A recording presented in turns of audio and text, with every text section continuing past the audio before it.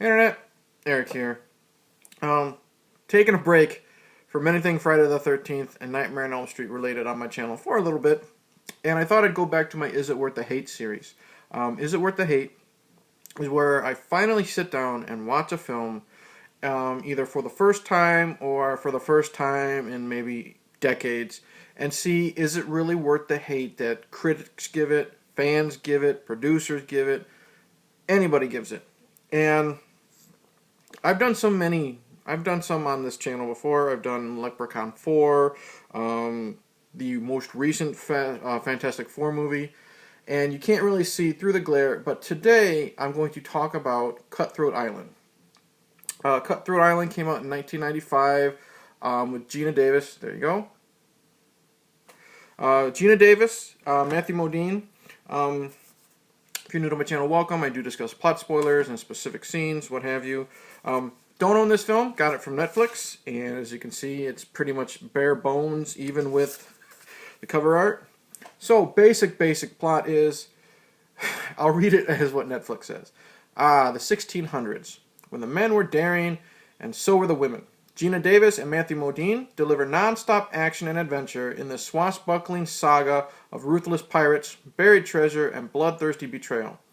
A pirate's beautiful daughter, Gina Davis, inherits command of her father's ship. She and her crew set sail to avenge his death and lay claim to the treasure on Cutthroat Island. I will now briefly find out or say what I did find when it comes to how bad this was, at least what people are saying. It was made, I said it came out in 95, had a budget of $98 million. Box office return of only $10 million. Rotten Tomatoes, which I don't give a shit about, but people seem to enjoy what they think, or at least it helps them give a consensus of what critics think. 38% based on reviews from 39 critics. And Piratical Pictures basically filed Chapter 11 bankruptcy after having to produce this movie. Okay, so basically a lot of people hated it. And from what I've heard, I just want to know, is it that bad of a film? Because I heard people say just it's horrible. They've never said why, but they said they didn't like it. We follow Gina Davis. Gina Davis plays Morgan. She is the daughter of a pirate. She gets a hold of his map to Cutthroat Island. She has to get 2 other pieces of this map. You know, she takes her crew along with her. And she's being chased by a pirate named Dawg, D-A-W-G, and he's played by Frank Langella, of all people. We'll get to that. Eventually, she picks up Matthew Modine. He's a thief, and I don't know if he really is a doctor, but he poses as a doctor. And they go to Cutthroat Island, basically, while trying to avoid Frank Langella. Basic plot as well. No other than what I just read. So, wow. I enjoyed this film. I had a lot of fun with it. Gina Davis was great. I really enjoyed her. It was nice seeing a female pirate, you know, be tough, be badass, but that's how we're introduced to her. Because, what is it? Pirates of the Caribbean, we have Keira Knightley. She becomes badass towards the end of the series, but she's not that way in the beginning. She's this, this prissy, princess-looking girl. When we first meet Gina Davis, you know she's tough as nails. She's there riding horses. She tricks them. She uses her feminine ways, we'll say, to get what she wants. She's there riding horses. She's doing all these, Morgan character is doing all these stunts. She's not taking any shit from any men. And she's also respected by her crew. So it's good to see this strong female character in a pirate film, other than, normally when we see characters, female characters in a pirate film, they're just the whores, the prostitutes, or like I said, like Keira Knightley, the damsel in distress that has to be saved. And it was nice seeing Gina Davis, be this type of character, and I believed it, and it was great.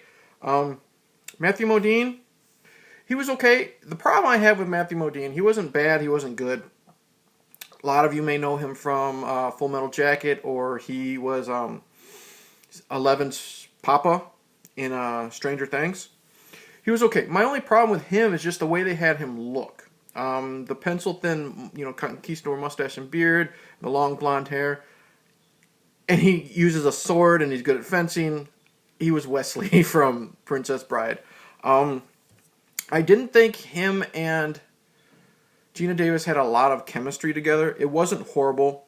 It wasn't like, Terminator Genesis, Sarah Connor, Kyle Reese, where we needed that chemistry and it didn't work. But he was okay. He had some good action sequences. He helped with the action. Frank Langella, he's probably my main problem with this film. I just think he's horribly miscast. The reason why I think so is not because his acting is horrible. It's okay for what it is. I mean, there are times when he tries to be menacing and he overexerts it, like with the yelling and the screaming. But then and it makes me think, oh, stop doing that. But then there are scenes that are really, really good where they're chasing after Morgan's ship, and one of his crewmen said, "We need more. We need more food. We don't have enough food for the trip." So he just nonchalantly takes a gun and says, "Well, then we need less mouths to feed." And he shoots the guy. That's the pirate I want, not the over-the-top Morgan, I'm going to get you guy.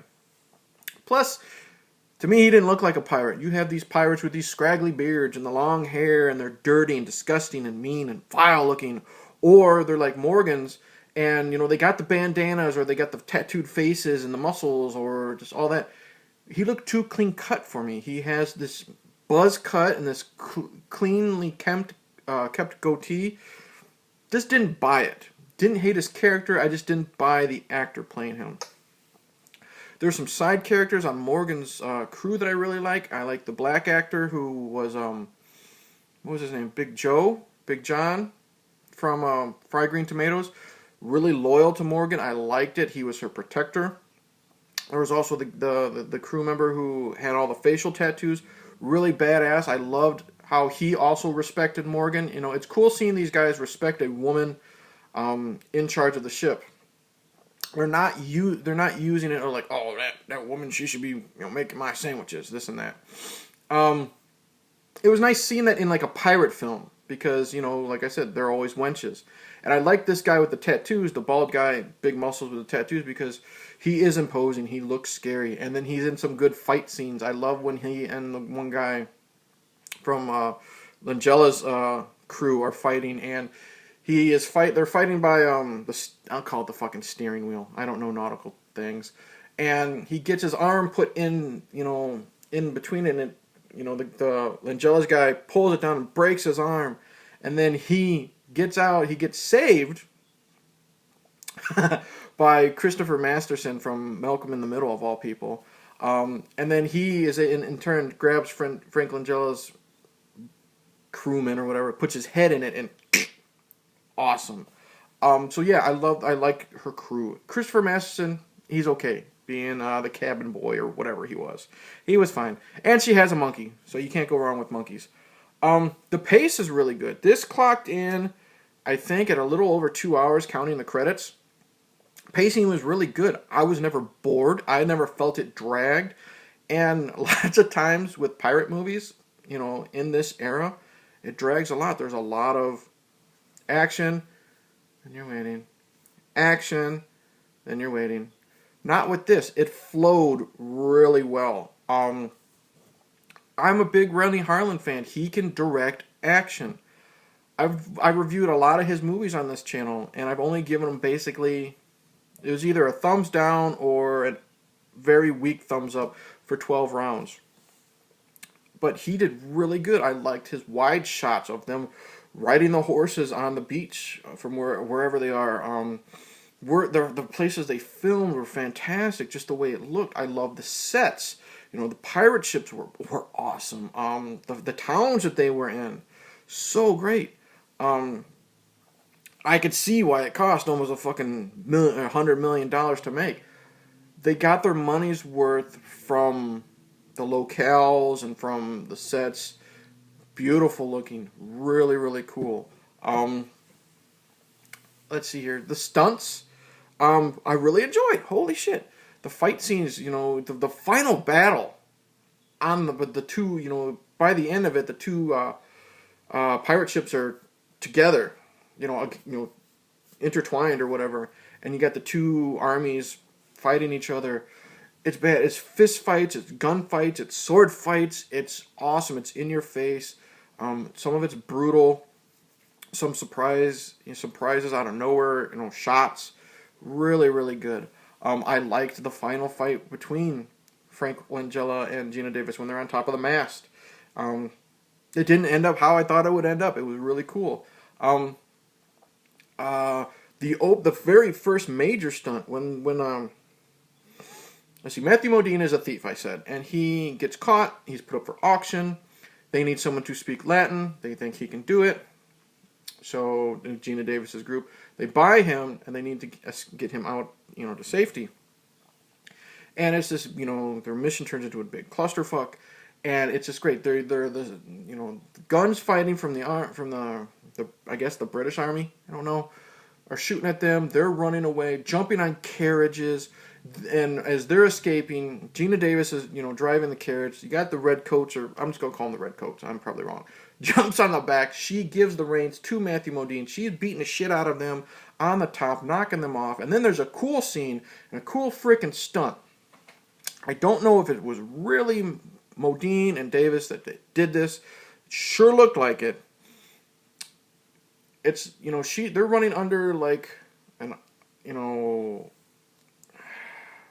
basically, I'll just say it looks like it's a bridge. It's part of the housing units. She has to jump through the window like a little tunnel. He's under the housing units. She has to jump through the window, and she runs through that, and then she, just in the nick of time, dives out of the window, rolls off the roof, lands in the carriage, and it looks like it's both the real actors and actress. Fantastic stunt. I really thought it was cool. When they're at the pirate, or it's not really a pirate village or whatever, she has to go meet another person who can help her with the map. Their escape there is fantastic, with explosions and the gunpowder, and the opposing group comes in with looks like little hand cannons, and they're shooting shit everywhere. Stuff's falling on the actors' heads. I've heard from what I've read that a lot of people were hurt and injured. And you could see it. There's a scene where Matthew Modine is running, and it doesn't look like a rock was supposed to hit him on the head, but it did. It was such a fun movie.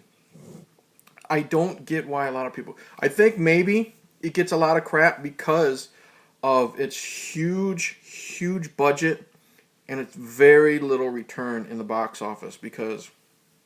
Or maybe I'm just easily entertained.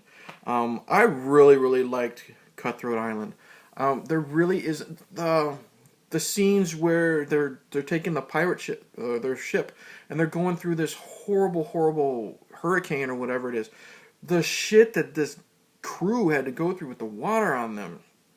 The scenes in that were great. When there's a mutiny and Gina Davis and the people that care for her are thrown, in this leftover lifeboat, and they're sent into the water, and the water's just pouring on them as they're rowing, and Matthew Modine escapes them, and he jumps off, and it's just it's so entertaining. It's such a fun movie, and it's not so bad it's good entertaining. It's a fun film. I was never bored watching this film. I was engaged with everything, because it started out with getting to know the characters. You got to know the characters. Big stunts, big fight, big action scene, exposition. Stunts, action scene, exposition. And this went through the entire movie. The only time maybe it dragged is when they finally got to Cutthroat Island, and they were just looking around for each other. It was fine, and then it was kind of cheesy that, Matthew Modine, who I already said looked like Wesley, got stuck in some quicksand. So it kind of just detached me and put me in Princess Bride mood. But, yeah. Cutthroat Island. Is it worth the hate? In my opinion, which totally matters to me, absolutely not. I highly recommend Cutthroat Island. I had a lot of fun with this. Great characters, great side characters. The only problem I really had was the villain, and that was just a miscast. Do I know who would be better? No, but at least they could have made Frank Langella look like a pirate. Great score, great sets, great locales. It was visually a beautiful film. Action everywhere, explosions. Wow. Yeah. Cutthroat Island. Is it worth the hate? Absolutely not. It's a fun movie that you'll sit down for 2 hours and it doesn't feel like it. It felt like honestly a 90-minute film. It's not like a lot of these Marvel movies that have to be over 2 hours, or just to say The Dark Knight that has to be over 2 hours, and a lot of it dragged. This didn't drag at all. So Cutthroat Island, is it worth the hate? For the third time, absolutely not. So there you go. Thank you for watching. Please like and subscribe. Comment below. Click that bell. Share this or don't. It's okay. I'm going to be doing, I said this, I'm going to be doing requests really soon. Once I get past all the Freddy and Jason stuff, I only got the remakes left. And then more Is It Worth the Hype is coming out. Is it worth the hate? And the wife and I plan on doing some cartoon commentaries. So I will say cheers. And I don't know how to end this. I usually end with a quote from this, from the movies I review. Can't think of a really good quote. So I'll just say cheers. And man, Gina Davis was good looking back then.